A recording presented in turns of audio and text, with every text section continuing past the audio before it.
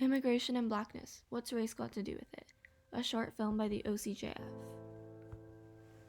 According to the U.S. Census, there are 4.2 million black immigrants in the U.S.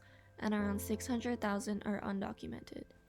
Statistics from DHS demonstrate that immigrants of African descent are more likely to be detained and deported than other immigrants.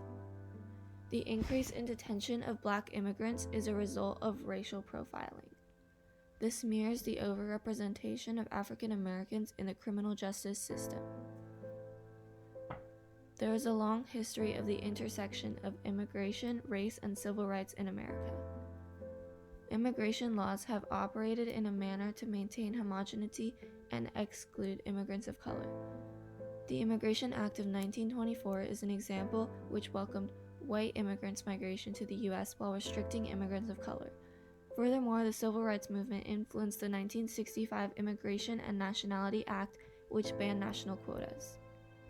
During Black History Month, it is crucial to not just commemorate the impact of the civil rights activists on black citizens, but the broad influence this movement had on immigration.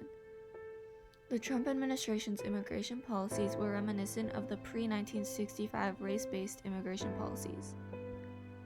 Trump followed through on his promise to make America great again by signing executive orders that restrict immigration from Africa, Middle East, and Latin America.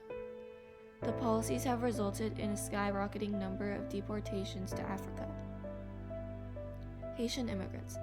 In 2018, DHS sought to rescind the temporary protection status for Haitians despite the fact that the conditions in Haiti that still exist today gave rise to the original TPS designation. Somali immigrants. Data suggests that Somali immigrants have the highest immigration arrest rate under the Trump administration and have the highest rate of removal.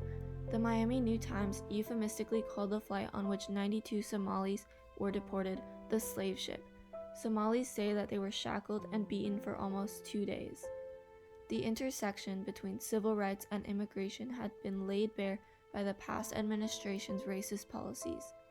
As we impatiently await the implementation of the new Biden-Harris policies and the dawn of a new era, we cannot forget that thousands of black immigrants are still languishing in for-profit detention centers across the country. We must not forget, as Martin Luther King Jr. stated, we are all tied together in an inescapable network of mutuality that binds all of our stories together. Thank you for listening.